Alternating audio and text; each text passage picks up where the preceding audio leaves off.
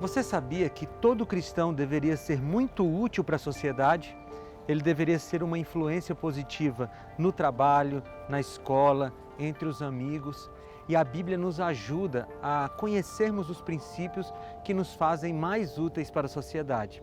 É isso que nós vamos conversar hoje. Então, pega a tua Bíblia e não sai daí, porque está apenas começando o Fé para Hoje.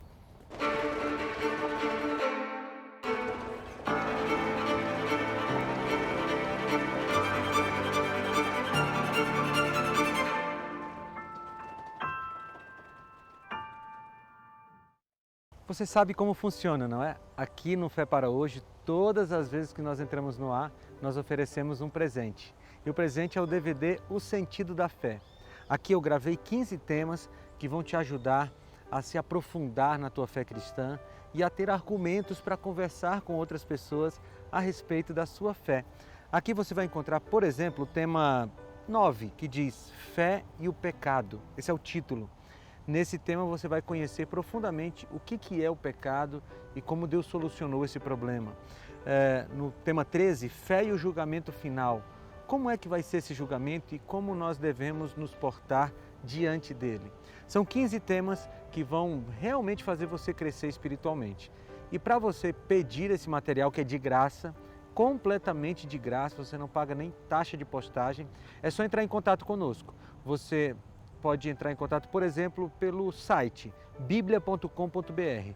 Lá você vai encontrar a imagem do DVD, clica nela, vai abrir o formulário e você preenche e o DVD vai para sua casa de graça. Ou você pode apontar a câmera do seu celular para esse QR Code que está aqui na tela. Você abre a câmera como se fosse tirar uma foto da tela, aponta para o QR Code, vai abrir um link na tela do seu celular, você clica nele, aí abre o formulário, preenche e envia para a gente e o DVD vai chegar na sua casa de graça. Ou se for mais fácil para você, você pode ligar no horário comercial para 0 operadora 12 21 27 31 21. Aí você vai conversar com a equipe da Escola Bíblica, vai pedir o DVD e então ele vai para a sua casa sem custo algum. É um presente nosso para você.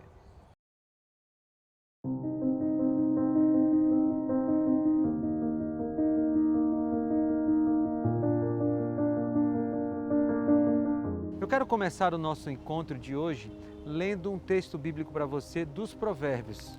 Os Provérbios são um trecho da Bíblia e tem muita coisa prática, não é? E aqui no capítulo 3, versículos 21 e 22. Meu filho, guarde consigo a sensatez e o equilíbrio, nunca os perca de vista. Trarão vida a você e serão um enfeite para o seu pescoço. Veja, Salomão está falando aqui de uma vida equilibrada. E uma vida equilibrada pressupõe constância. Sabe, eu estou dizendo isso porque tem muitas pessoas que vivem um alto e baixo no cristianismo tão grande que não conseguem ter o mínimo de estabilidade. Nós estamos muito acostumados com a tecnologia, não é? Hoje a gente tem um celular que tem câmeras com alta qualidade, você consegue controlar até os eletrodomésticos da sua casa via aplicativo de celular. Mas há algum tempo, não muito, algumas pessoas nem eletricidade tinham. Hoje a gente aperta um botão e a luz acende. Mas quando eu penso nessa tecnologia, eu gosto de pensar no que está por trás dela. Você sabe que a eletricidade tem corrente alternada e corrente contínua, né? E a corrente alternada varia entre o positivo e o negativo. Tem muitos cristãos que vivem assim, variando entre a fé e a falta de fé, a vitória e a derrota. Mas a verdade é que nós, enquanto cristãos, deveríamos ser constantes na nossa fé, de tal forma que possamos ter equilíbrio, como o texto bíblico falou. Outro benefício de uma vida espiritual constante é que ela será adorno ao pescoço, ou seja, A sabedoria verdadeira não é apenas algo interno. As pessoas perceberão os seus efeitos na vida do cristão. É verdade que aqueles que por todo o tempo se mantiverem firmes ao lado de Jesus também passarão por problemas. Porém, apesar dos problemas, a ligação com Deus nunca será desfeita. O plugue espiritual sempre estará conectado à tomada divina. A espiritualidade se manterá sempre em corrente contínua.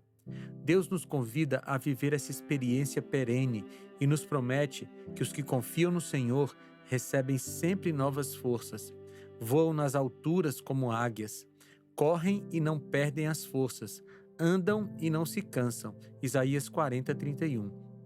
Vivam uma experiência constante com Deus. Ele não quer sair do seu lado. Vamos ler Provérbios capítulo 3, versículo 23, que diz assim: Então você seguirá o seu caminho e em segurança não tropeçará. Eu não sei se você tem medo de altura, eu tenho muito medo de altura. E tem algumas trilhas, e na internet você encontra muitas que são aterrorizantes para quem tem medo de altura. Eu fico com frio na barriga só em olhar. Mas aqui o texto fala de um cristão, uma pessoa que anda em segurança. Veja, como é que a gente anda em segurança quando a questão é vida espiritual? Nós andamos em segurança quando a gente segue o caminho da Bíblia. E lá em Mateus capítulo 7, Jesus falou que existem dois caminhos a serem seguidos, o caminho estreito e o caminho largo. E ele diz, andem pelo caminho estreito, porque esse é o caminho da segurança. Sabe, às vezes a gente quer uma vida cristã mais fácil, mas nem sempre o caminho mais fácil é o caminho seguro. E o conselho de Salomão em Provérbios e de Jesus em Mateus capítulo 7 é: siga pelo caminho estreito. Sabe por quê? Porque é no caminho estreito que Jesus está conosco. E é Jesus quem dá segurança ao caminho, não o próprio caminho. Então, quer andar em segurança? Ande com Jesus em qualquer caminho. Jesus falou: Neste mundo vocês terão aflições, contudo tenham ânimo, eu venci o mundo. João 16:33. O caminho seguro é aquele que é mais difícil de trilhar, mas no qual teremos a companhia de Jesus. Ao contrário do que os pregadores da prosperidade falam, o sucesso real só é encontrado quando trilhamos nas vielas da palavra de Deus. Mesmo que o viajante do caminho estreito, por acaso, perca um pouco o rumo, terá o auxílio divino. Ele promete: quando te desviares para a direita e quando te desviares para a esquerda, os teus ouvidos ouvirão atrás de ti uma palavra, dizendo: Este é o caminho, andai por ele. Isaías 30:21. Você quer ser feliz de verdade e trilhar um caminho que te levará para o céu? Agarre-se nas correntes celestiais que são a palavra de Deus. Pise firme na tábua da salvação, que é Cristo, e suba em direção ao lar celestial. Lá terá uma mesa com um banquete e o principal, a companhia do nosso Senhor.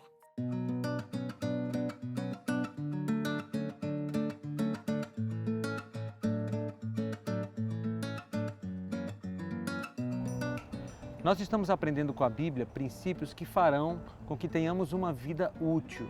E agora eu quero ler mais um texto dos Provérbios para você, Provérbios capítulo 3, versículo 24. Quando se deitar, não terá medo e o seu sono será tranquilo. Veja, o capítulo 3 de Provérbios está descrevendo alguém que deu atenção à sabedoria divina. E uma vida útil tem tudo a ver com dar atenção à sabedoria de Deus que está na palavra. E o resultado disso, segundo o que nós lemos, é que as pessoas que têm esse tipo de atitude têm um sono tranquilo. Nada melhor do que ter um sono tranquilo, não é? Um sono no qual você deita sem dor na consciência e então descansa. Veja, uma vida útil passa necessariamente por uma consciência tranquila, e essa consciência tranquila só acontece quando você tem Jesus ao seu lado. Então, se utilize da sabedoria de Deus, leia a palavra, siga a palavra, porque ela fará de você útil e ainda mais te dará um sono tranquilo. Todos gostariam de ter sempre boas noites de sono, mas às vezes somos atrapalhados. Algumas vezes o que nos atrapalha é um barulho ou uma luz forte. Mas esses fatores são facilmente resolvidos. O problema é quando o que atrapalha nosso sono é um problema dentro de nós. Isso me faz lembrar de um texto bíblico que fala sobre uma boa noite de sono. São as palavras do Salmo 3, 5. Eu me deitei e dormi, acordei porque o Senhor me sustentou. Este salmo é conhecido como a oração matutina. Foi escrito por Davi e nos passa a impressão de que ao escrevê-lo o rei estava vivendo um momento bastante tranquilo da vida. É apenas impressão.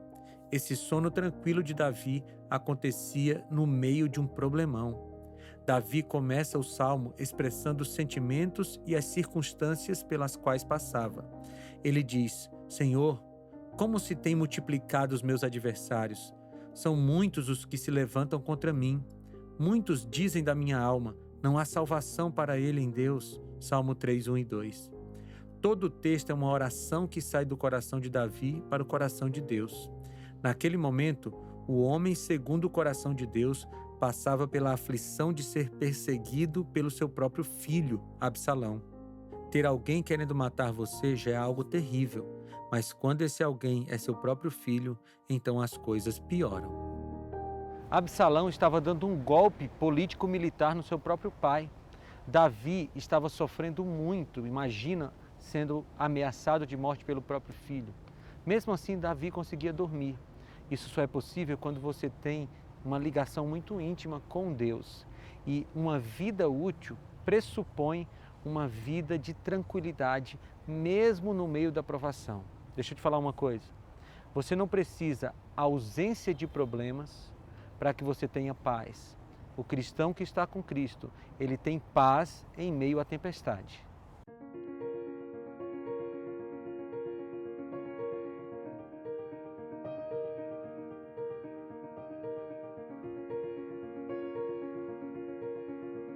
Minha esposa tem um pouco de medo de viajar de avião.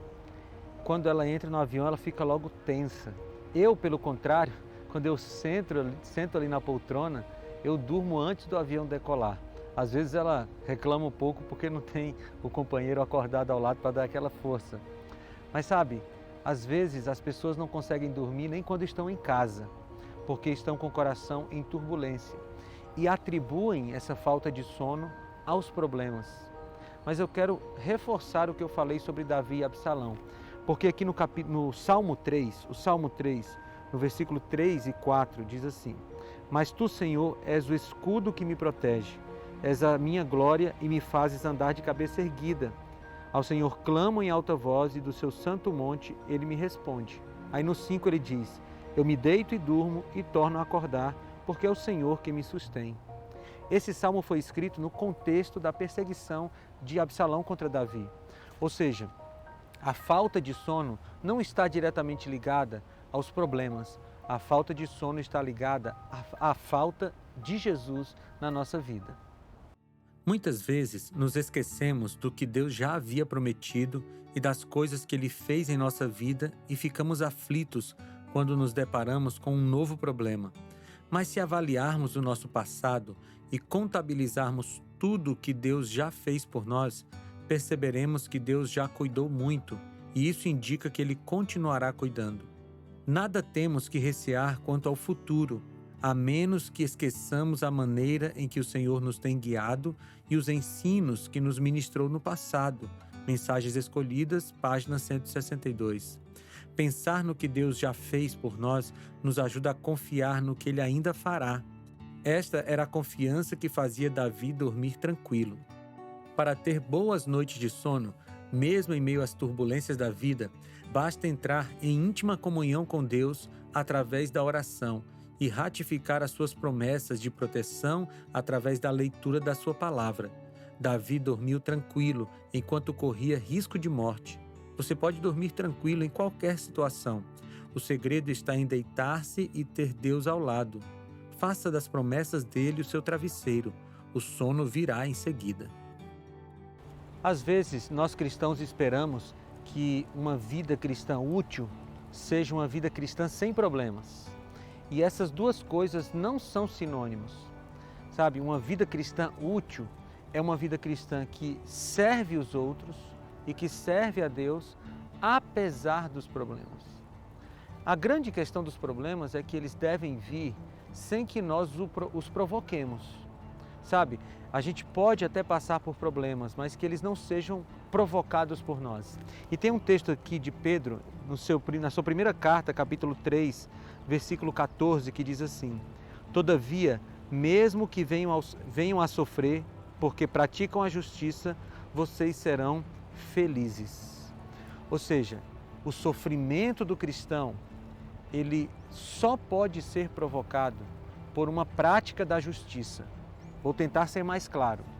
Se você está sofrendo porque você fez escolhas ruins, porque você ofendeu as pessoas, porque você tomou decisões erradas, então você está sofrendo as consequências das suas escolhas erradas. Mas o sofrimento pelo qual o cristão deve passar com alegria é o sofrimento que vem por causa das práticas da justiça. Nesse sofrimento há alegria, porque se sofre por ter feito o que é certo. A terceira verdade que quero salientar está em Romanos 8:28. Sabemos que Deus age em todas as coisas para o bem daqueles que o amam, dos que foram chamados de acordo com o seu propósito. Não é Deus quem causa o mal, porém, Ele é especialista em transformar maldições em bênçãos. Se você está passando por um problema de saúde ou familiar, saiba que Deus pode tirar coisas boas das piores situações. Nunca devemos esquecer que qualquer problema que chegue à nossa vida será surpresa apenas para nós. Deus, em sua onisciência, nunca é surpreendido. Ele já sabe como ajudar você. Apegue-se a Ele e fique tranquilo. Logo o mal findará.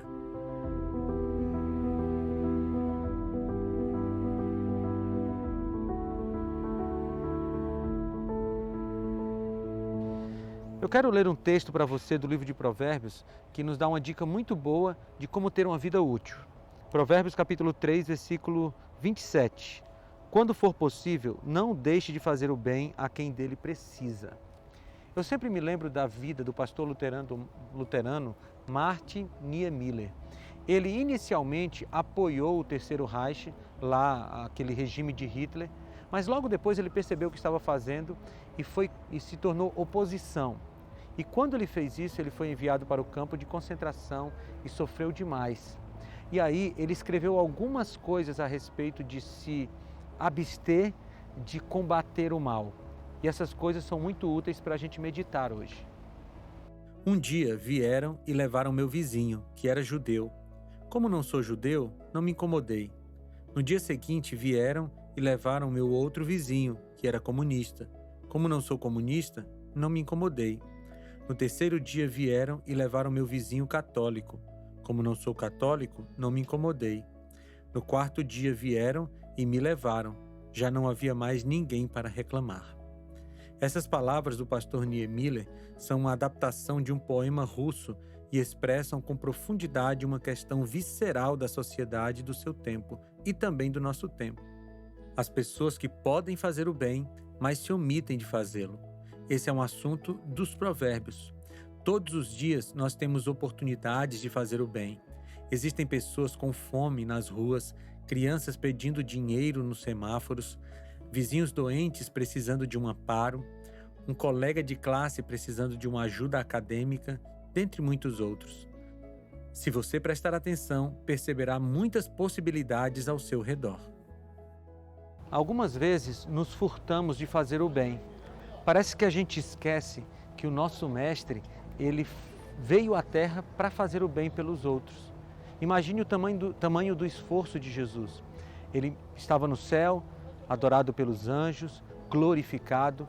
Então ele se propôs e se dispôs a se encarnar. Ou seja, ele virou carne como nós para vir fazer o bem. E a vida dele foi toda essa. Ele veio à Terra, fez o bem a todos que ele pôde e fez o maior bem de todos, que foi morrer na cruz do Calvário por nós. Nós também podemos e devemos viver o exemplo de Cristo, fazendo o bem para todas as pessoas. Aliás, foi o próprio Jesus que falou lá em Mateus capítulo 25, que quando nós fazemos o bem ao menor dos seus filhinhos, nós fazemos a Ele. Então, da próxima vez que você vir alguém precisando de você, alguém em necessidade, enxergue Jesus naquela pessoa e dê a Jesus aquilo que ele necessita.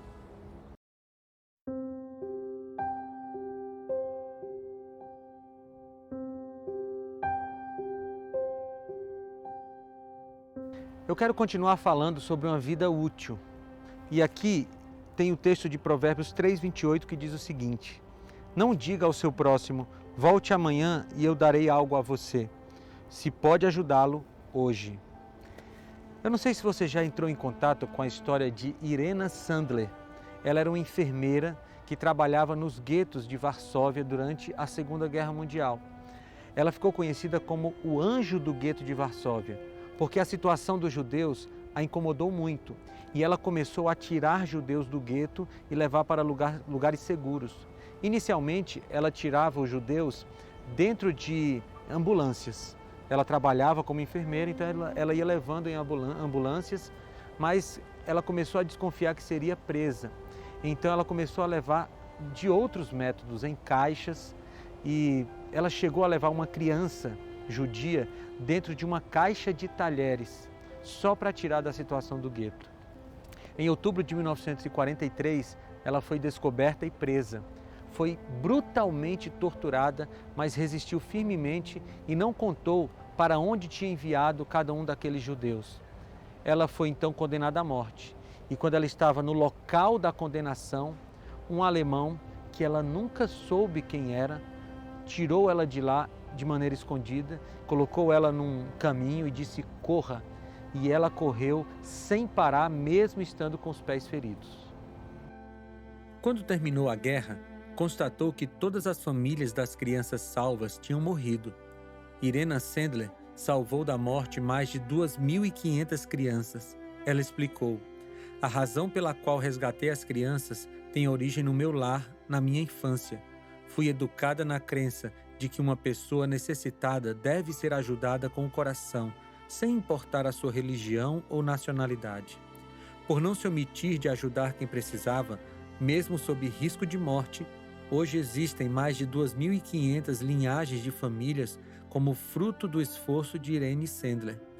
Se ela tivesse adiado sua ajuda para não sair da sua zona de conforto ou não correr riscos, milhares de pessoas teriam perdido a vida. Se Cristo tivesse adiado seu compromisso de nos salvar, teria sido trágico para nós. Mas a Bíblia afirma que Jesus veio no tempo certo. Todos nós somos tentados a ajudar alguém amanhã. Porém, Deus espera que façamos algo hoje. Se estiver ao seu alcance, viva essa realidade que imita as ações de Cristo. Eu quero ler mais um texto bíblico de Provérbios para você, com mais uma dica de uma vida útil. É Provérbios 3:29, que diz assim: não planeje o mal contra o seu próximo, que confiantemente mora perto de você. Eu me lembro de uma história que eu li no jornal. Um homem que simulou um acidente e simulou estar tetraplégico para arrancar dinheiro das pessoas. E ele arrancou, segundo os jornais, milhões de dólares de muitas pessoas que se compadeceram da sua situação. Quando ele foi descoberto, ele não estava nem tetraplégico e muito menos tinha sofrido acidente. Mas as pessoas que estavam ao seu redor, inclusive amigos, confiaram nele e foram traídos.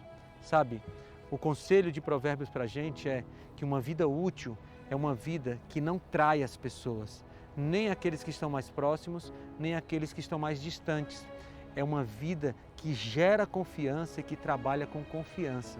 Se você quer ser útil para a sociedade, seja honesto, fale a verdade e nunca engane as pessoas. Seguir o que o nosso coração deseja sem consultar a Deus é o que de mais perigoso podemos fazer. A Bíblia diz que o coração é mais enganoso que qualquer outra coisa e sua doença é incurável. Jeremias 17:9. Por isso, o versículo de hoje nos alerta contra a falta de sinceridade, o engano deliberado, o abuso da confiança do próximo e a disposição de começar contendas contra inocentes. Em geral, as pessoas querem que os outros sejam confiáveis, mas algumas não fazem a mesma exigência a respeito de si mesmas. Antes de cobrarmos confiança de alguém, precisamos ser confiáveis. O princípio bíblico diz que há maior felicidade em dar do que receber. Atos 20:35. E isso se aplica também à confiabilidade. Pessoas que agem de maneira semelhante a homens desonestos o fazem porque o seu coração está vazio do amor de Deus. O apóstolo Paulo escreveu que o amor não pratica o mal contra o próximo. Portanto, o amor é o cumprimento da lei. Romanos 13:10. Esse é um ensinamento que deriva da lição de Cristo sobre o amor. Ele disse: ame o seu próximo como a si mesmo. Marcos 12:31. Seja confiável sempre. Essa é a atitude do verdadeiro cristão.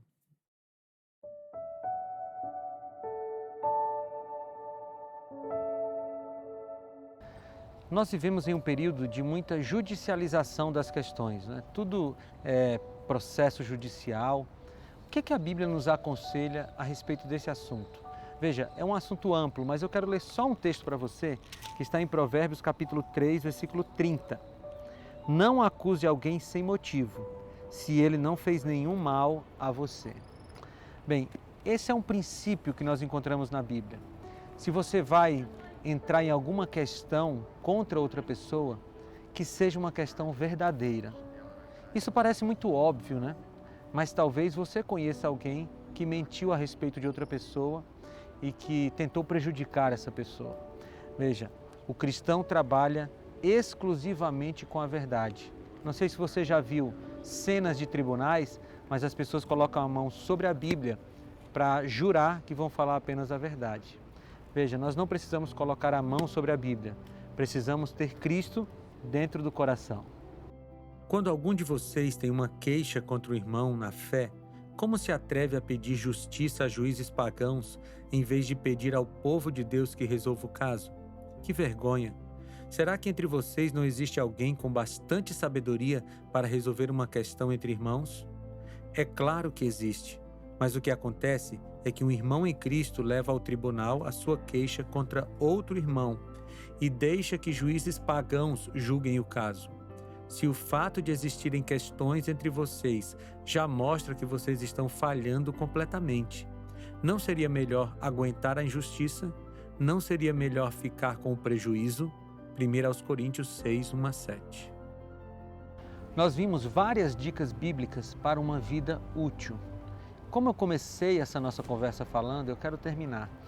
O cristão precisa ser alguém útil para a sociedade. Sabe, aquela vida cristã enclausurada, que só tem utilidade ali 1 hora por semana dentro da igreja, não é o que Deus espera de nós.